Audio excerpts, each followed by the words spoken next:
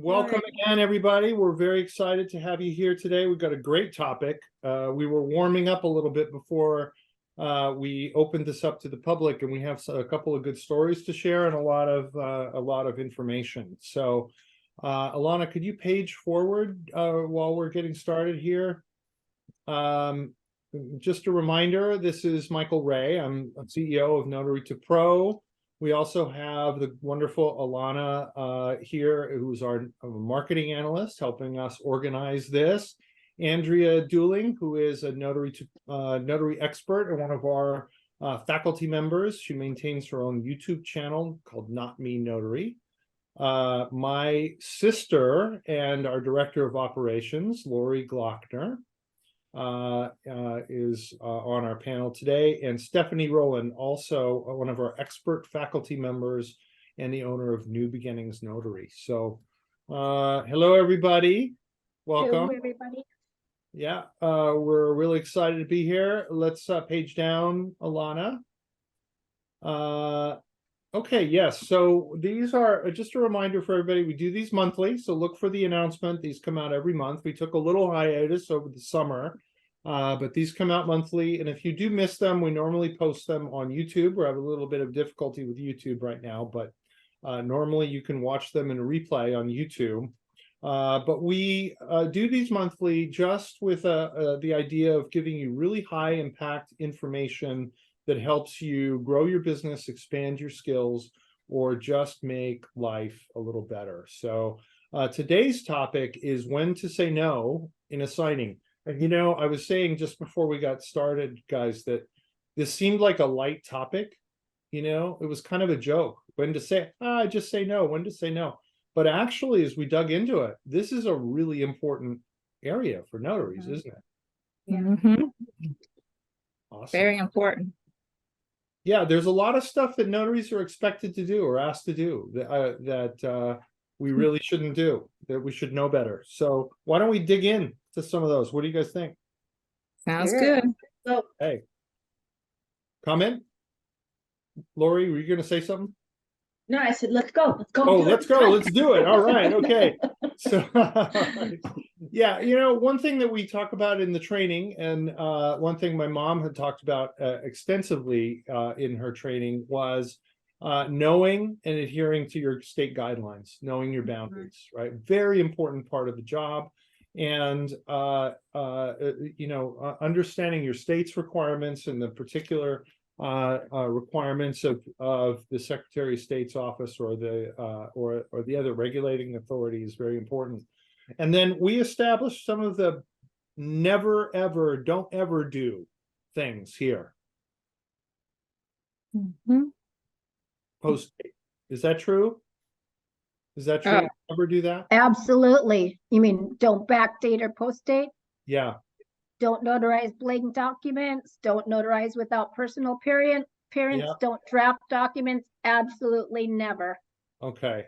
All of those. Stephanie, you sound very firm on these points. So what is the issue? What is the issue? If somebody says, oh, you know, I thought you were coming tomorrow. Let's just leave this 9/20 date on here.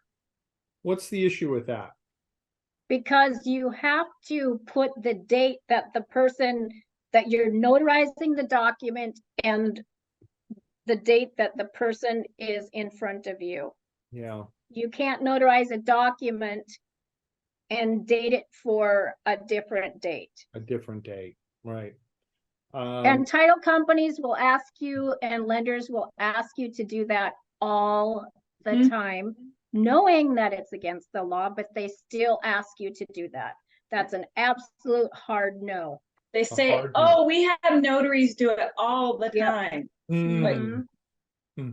Well, we need to talk to those notaries. Yeah, those notaries need to take some training, right? Yeah. No, and the real bottom line is backdating and post dating could become a real issue in a lawsuit, right? It could. Financial loss or other issues, wills and you know, deeds and everything. All that stuff has big financial implications if you're not putting the correct date. Similar like blank document. If it doesn't say anything, that'd be crazy. Have you ever been asked to do that, Andrea? You're nodding.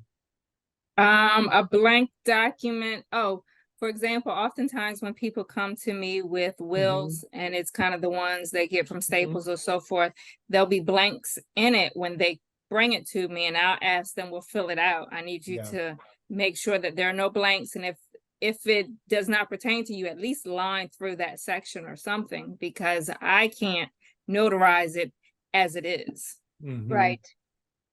And oftentimes a title company or a lender will throw in an additional acknowledgement or jurat within a loan package that's not attached to any of the documents. And they'll want you to fill that out just in case. No, do not ever do that. Because they could attach that to any document. That's right. Yeah, they could put anything that they want. They could put a quitclaim deed giving me their property. That'd be a nice thing to do. Maybe hey, that's a thought. Maybe we should think about that. And you just bring up a very You just bring up a very good point as far as the dates are concerned. Imagine if the date is the date is inaccurate on a deed. So you're giving someone access to property before they are supposed to have access to that property.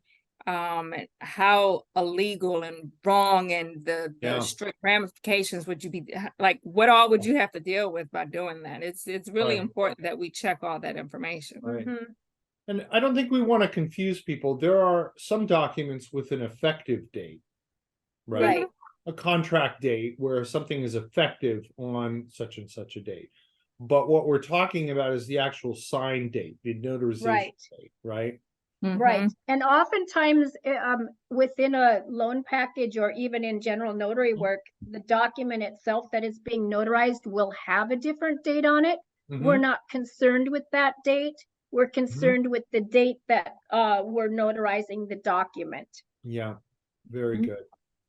We'd love to hear from our audience if this is something you've experienced, by the way. Just put your thoughts in the chat or in the if you have questions for our panel, please put it in the Q&A and we'll get to those.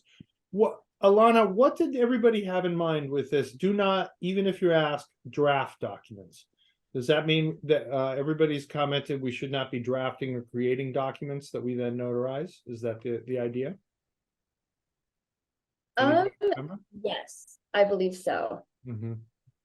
Okay. It's not that we don't notarize draft documents. We don't. Right. We're not drafting. We're not to draft documents. All right. And Andrea, the reason I make that little joke is you told us a little story we'll get to about you being asked to draft documents as part of it. Yeah. So, we're going to get into some specific stories about things that you've encountered and how you handled them. But can I ask our panel, this last question is really important. How do you establish boundaries as a notary? I know how I do it in my business world, right? But as a notary, how do you establish those boundaries so people know that when you say no, that means no, right? That you're serious about it. What do you do? What do you find is an effective way of doing that?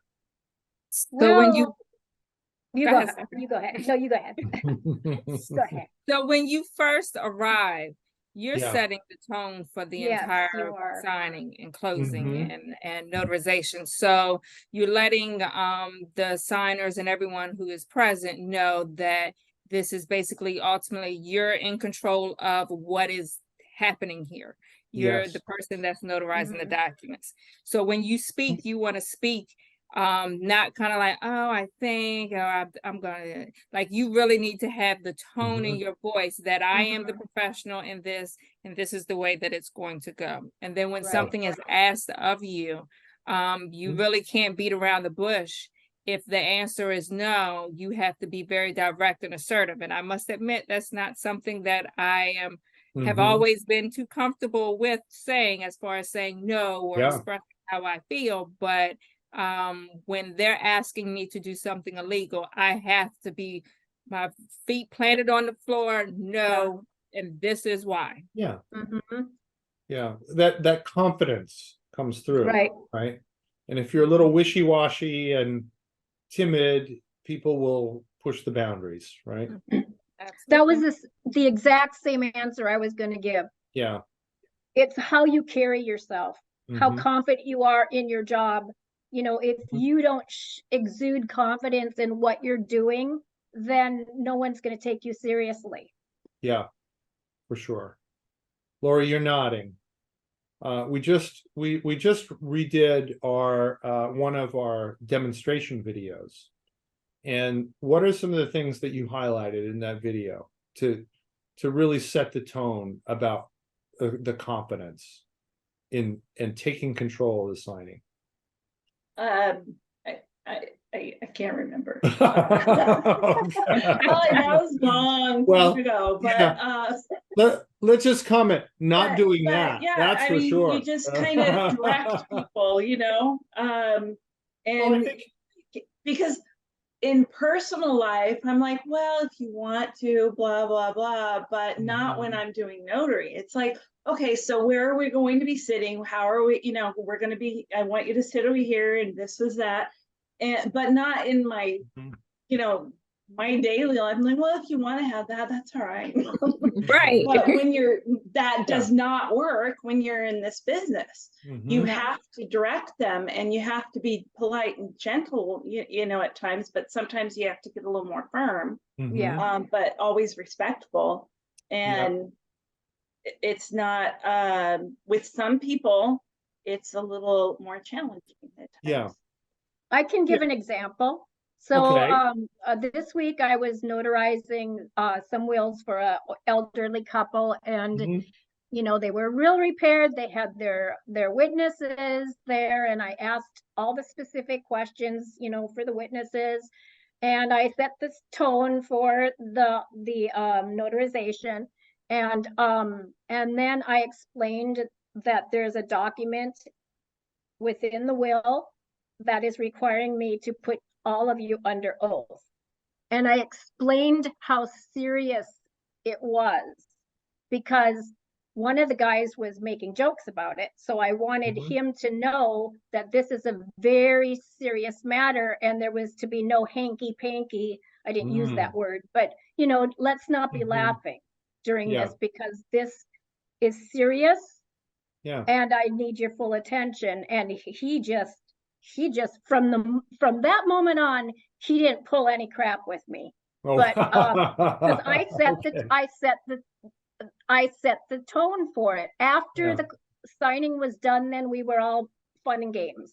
Yeah. But a lot of people, they're not used to being put under oath, because quite frankly, the majority of notaries out there don't even know that you're supposed to put someone under oath That's right. if there is a jurat. And that's really sad. Yeah, that is sad. It's unfortunate because it is a solemn thing that you're doing. It's a serious thing. Lori? Right. So- And yes. Go ahead. When I first started doing it, I actually had to practice at home and practice around, because I would start giggling when I would do it, because I was like getting all nervous. And so I'd start giggling and it's like, this is not okay. No. Turning it into a joke. And so I had to really practice and like put on my serious face. Mhm. And I will because- actually stop if people are start to laugh. I will stop. Mm-hmm. I will stop and say I will let them know that this is very serious, that we need to take it seriously, and please to stop laughing. Right. This is an oath. Right. So, This is a hard and Lori, one. you were laughing not because you thought it was funny, because you're nervous. Because I get nervous, and so I just start laughing, you know. And Normal so response. I had to practice and Mhm. gain more confidence when I would say it, because otherwise I'm all and I get just right. I get the stupid dumb giggles. So your tip is to practice this, to actually practice this. Maybe look in the mirror and try to go through this process so that so that you can sound confident when the time Yeah. comes. Okay. For me. Good tip. Yeah, and it gets Yeah. easier. I mean, it's so Mhm. second nature to me now. It's like, Yeah. you know, Yeah. Mm-hmm. Alana, why don't we put the next slide up and see what we had from everybody? I think we were. Okay. Here's some other new no's, big ones. Do not offer legal advice. Hmm. Any comments on that? You're often urged to cross that line in loan signing, Mhm. are you not? Yeah. Yes, Is all the time. is this a really good interest rate? What do you suggest? Hmm. Uh, Should I yeah. go Tell to them we another can, company? I'm not allowed, it's illegal for me to even comment on whether you got a good interest rate or not. Okay. Yeah, very important one. Don't practice law, and even accidentally. It's a very, very frequent request from clients. You don't even know that they're asking for it. They're asking for your advice or some tips. And next thing you know, you've violated a very important part of your responsibilities. So Mhm. yeah, we're gonna leave notarized for close relatives alone, because there are circumstances you can, in some states, legalize or notarize for relatives. But in other states, it's not allowed. So rather than get into a whole state by state, here's where it works, know your state rules and know that that's a So even if sensitive it's area. allowed in other states, so in my state, Mhm. there's no law against notarizing for close relatives, but they strongly advise against it. Against it. Yes, And particularly for anything that you are not allowed to notarize anything where you have an interest. right. So Any kind of notarizing your father's will, right, is not allowed. Just to be very clear, you have a definite interest. It's That's just not interesting. good practice. It is not good. Even if it is allowed, it's not good practice to notarize for close relatives. Mhm. Personally, if I lived in a state where it was allowed, I would not do it. Yeah, very good. This is kind of a backwards one. Not keep a notary journal. In other words, do keep a notary journal. Yeah. Don't forget to keep your notary journal. That's important, even in general notary work, even in one-off little documents that you think are not important. Mhm. Always keep a journal. This is what helps you in the event that anything you do is ever challenged. Your records are there. You have record of the ID and the people involved and the date and the time and all that And location. and the location. It's my good. memory. My It's journal's my memory. yeah. I write down anything that may have come up during the signing, any questions or Mhm. situations. I record it all in my journal. Yeah. Yeah, very important. And for someone like me who can't remember what I had for breakfast, you got to keep that journal. Alana, do you have any insight into what was meant by overstep boundaries? Not overstepping boundaries? I am not super sure. Anybody remember what that? I think in I'll go general, and it's kind of like not practicing law, right? Yeah, I would think so. Yeah. Or maybe I'm the worst at like giving random people personal advice, and they're like, why is this old dude giving me personal advice? Leave me alone. Right. Well, I can vouch that that's actually true.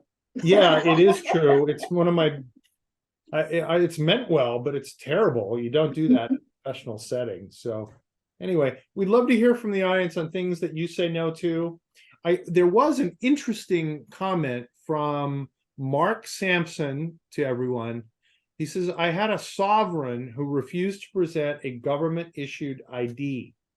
So I think you're talking about somebody who has this viewpoint that they are in a separate sovereign nation and they don't need to pay taxes and all of that.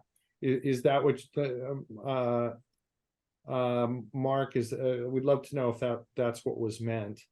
And I mean, I'm not sure how you resolve that, Mark, but you know, if you can't present a government issued ID, there's no notarization that's going to happen. Yeah. So we also had also from Mark, many asking for free tax advice. Oh, that's a good one. Don't do that one. Right. Well, So Be a Mark, tax lawyer. yeah, I love your comments, Mark.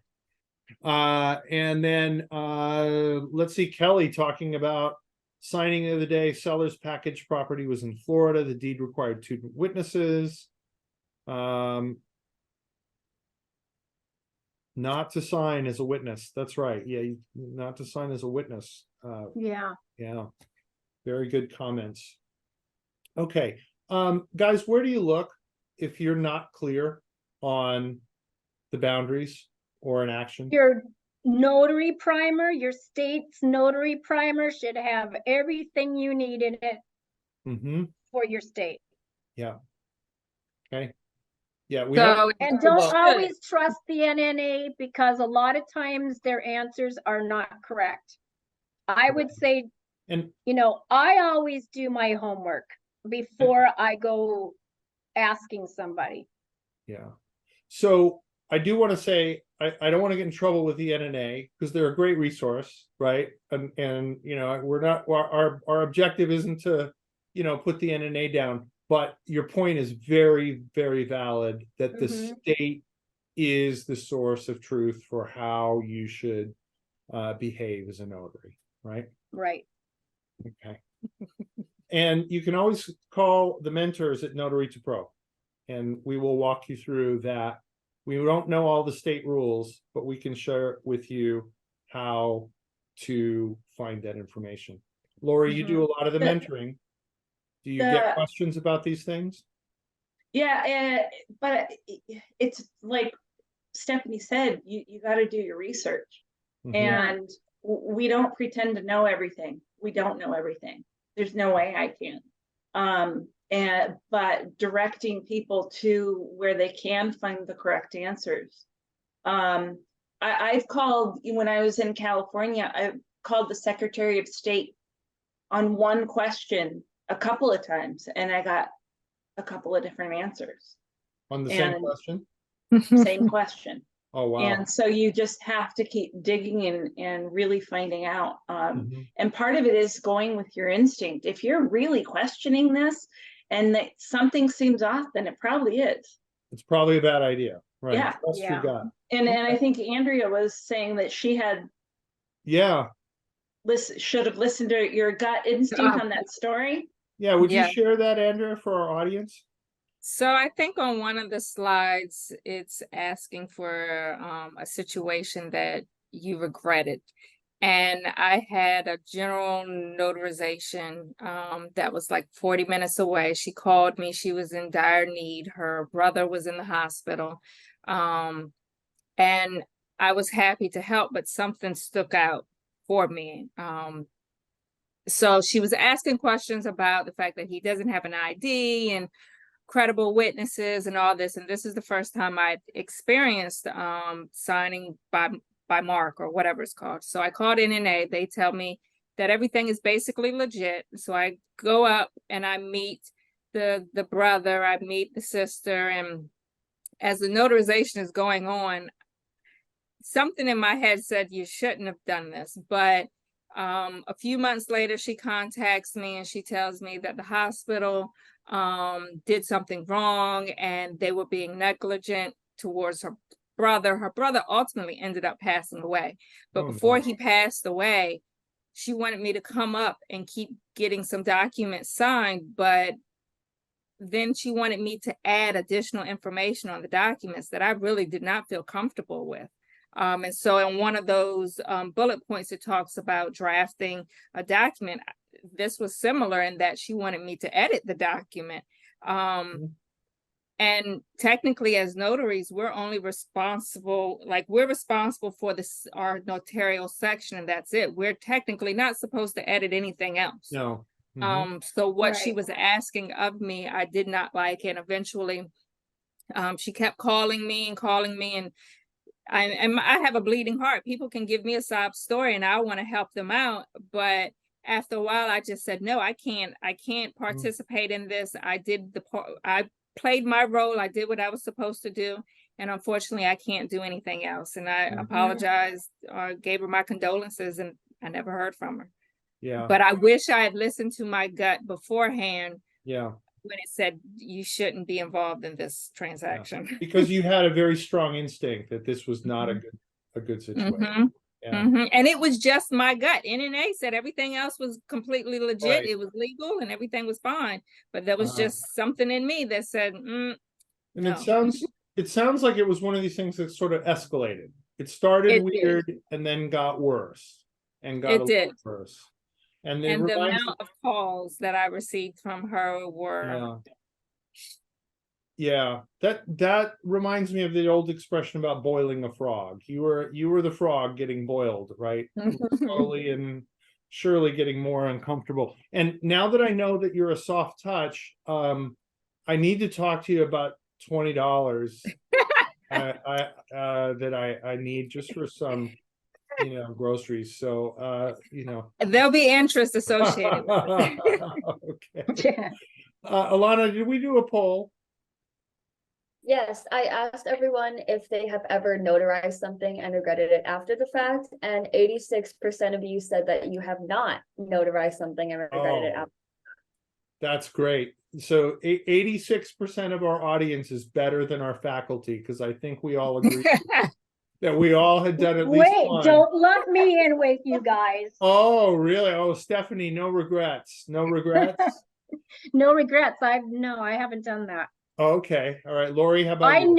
But I have been asked to, when people are calling around, they've asked me to do some things that I don't feel comfortable with, and I politely decline.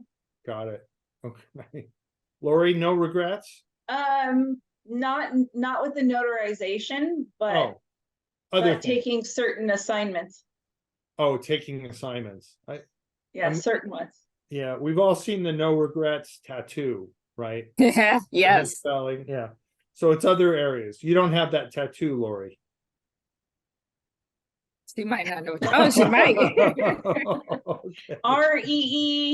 REEGRITS, right? Yeah, I don't know. Somebody just said they had no regrets. I think there was a typo there. Yeah, no regrets or something. Okay. Alana, let's page through and see if we've missed anything important for our time is so short, but yes, just a reminder to everybody, I wanted to bring this up. Please, part of saying no is making sure you are going to be safe and healthy and maintain your standards with notaries. Don't accept jobs that are unsafe. Do not accept jobs in a location that could jeopardize your health or your safety, and don't accept jobs that are below your standards. Right? There's sometimes a reason to take a low cost gig, right? Maybe you're helping someone out, or you're trying to build your business or something. But if the amount offered is below your rate that you're comfortable with, don't do it. Just don't do it. You're unfortunately you're cutting yourself short, and also other notaries short if I do that. Always remember, rules and guidelines vary. And that's a good question. Before we kind of move to the end, what should you do if someone crosses your boundaries? If we need to adjourn the closing of the notarization. Yeah, that's it. If you've said no and they push and they're making you uncomfortable, there's no reason that you have to stay where you're being pushed outside of your ethical boundaries, your moral boundaries, or your safe practices. There was one job that I was shaking in my boots. It was a really nerve-wracking one, and I didn't I'm like, no, you're being silly. No, you're just no. And it was probably one that I should have just turned around and left. Yeah. Because it was just. Yeah. Just for the audience, we did one of these roundtables last year on safety. And I think we all agreed in that discussion that talking yourself out of your discomfort is not what you should be doing. You need to be Right. listening to your instincts. A lot of bad things happen when we talk ourselves out of those things. So, Alana, could we page? We didn't get to everybody's comments, but let's page. Maybe we'll revisit this this topic. Let's go all the way down. I just want to highlight a couple of things before we get off the phone. How to say no, right? And let's remember that the things that you do to say no and be effective. We already talked about competence and going in with competence, setting the tone from the very beginning. You can be clear and communicate no, and also empathize with the person and communicate why you can't do it. Mhm. Oh, I'm so sorry. That's really difficult for you. I know this is a tough situation, but I can't do that because it's unethical for me, or it violates the law in our state. I'm so sorry. Can't do that. You can also educate and offer solutions. Look, when you have the proper documents and you have the proper ID, I can come back and notarize the document for you. And remember to always stay professional and respectful with people. The last two tips: provide some resources if you can, and follow up and offer assistance are good tips too. So good chat, everyone. Audience, we'd love to hear from you, your thoughts. Alana, what's our next topic next month?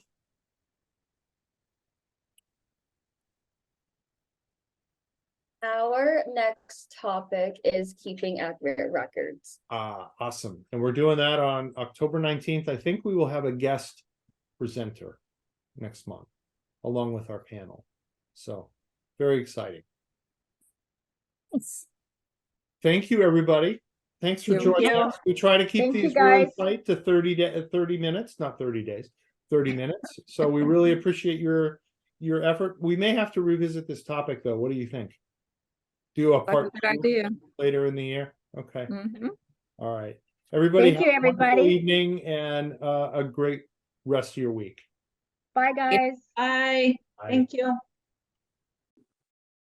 Hello, I'm Michael Ray, CEO of Notary2Pro. Thanks for joining us for this webinar. Be sure to see our website, Notary2Pro.com, for more information and resources. Also, don't forget to sign up with us there for great additional updates, news, and tools. Notary2Pro is the most respected professional signing agent course in the United States. Founded by Carol Ray in 2009, Notary2Pro has trained more than 10,000 notaries to become professional signing agents. Our graduates are preferred by more signing agencies because only Notary2Pro enables notaries to practice error-free signings. Thanks again, and see you next time.